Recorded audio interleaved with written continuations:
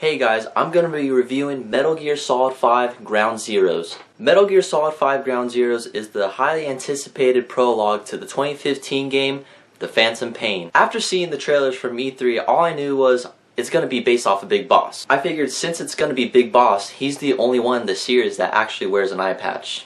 But luckily, Metal Gear Solid 5 Ground Zeroes, the return of Hideo Kojima.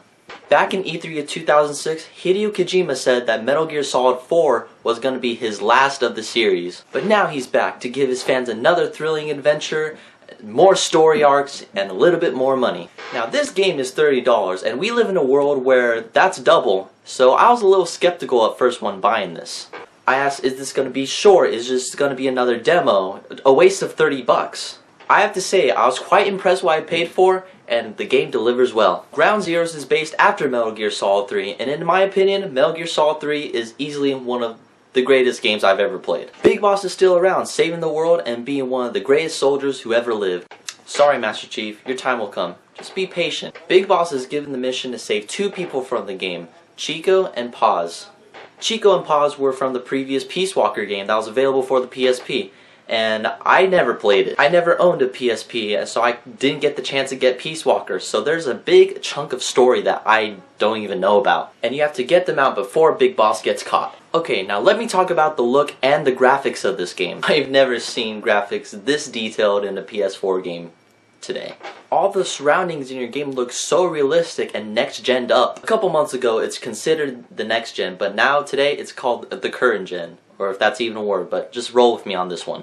There's a cutscene in the game where you're in your helicopter and you're flying over the ocean and you look down and you see the ocean and you're thinking, that's the ocean. That's always been a thing with Metal Gear Solid games. It gives it its cinematic feel to it, as if you're in a movie. You're playing a movie. The cutscenes, the gameplay, it's all a movie. It feels as if a director is behind it. I absolutely love the introduction of the main antagonist of the game. He's somewhat of a mysterious figure. They only show him for 2 minutes of the game. His name is Skullface, and he looks like a 1940s detective in his robe and his hat, and the rain's pouring down on him, and this song playing.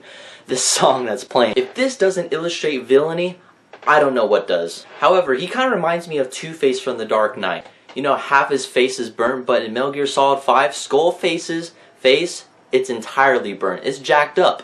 I guess that's the way to make your villains nowadays. Just make their faces look totally messed up and have a really evil, monotone voice. Short introduction, yes, but I can't wait to see him in The Phantom Pain. The game only took me an hour to beat, which the skepticalness kicked in for me, if that's even a word.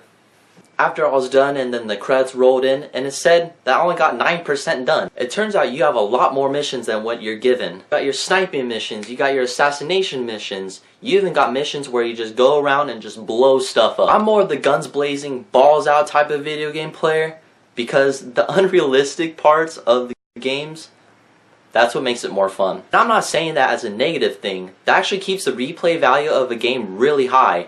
And this game has it. That's how you know you found a fun game, when you keep playing the game over and over and over and you never get bored of it. Metal Gear Solid 5, for what it is, a demo, it does its job really well. Sadly, the original voice of Big Boss / Snake throughout the Metal Gear Solid series, David Hayter, has not returned. They hired a new voice and his name is Kiefer Sutherland. You know, the guy from 24? For some reason, for some weird particular reason, I always think he looked like Donald Sutherland. Or at least the son of Donald Sutherland. You know, President Douchebag from the Hunger Games?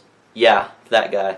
Are they related? Can someone let me know, please? Now, my ears had to get adjusted to Kiefer Sutherland's voice for a little bit, but at the end, I thought he fit pretty well as Big Boss. So hats off to Kiefer Sutherland for giving us a really good Big Boss. And I can't wait for your return in The Phantom Pain. I said that a lot, didn't I? The return of The Phantom Pain? Anyway, doesn't matter. Was it short? Yes. Was the demo good? Yes. Did the game leave on a huge cliffhanger? Absolutely. Did Hideo Kojima and his crew create more story arcs in his Metal Gear Solid series and making a little bit more money? Oh yeah, he did. But he gave his fans a good game, and that's what any director wants. So I say I give Metal Gear Solid 5 Ground Zeroes a 4 out of 5. The setup for the whole story was great. The look and the feel was great, the replay value was high, and Hideo Kojima didn't leave his fans with a middle finger. In fact, I might actually go back and play right now on my PS4. But if you guys like what you see here, subscribe below. I'll see you next time. Peace.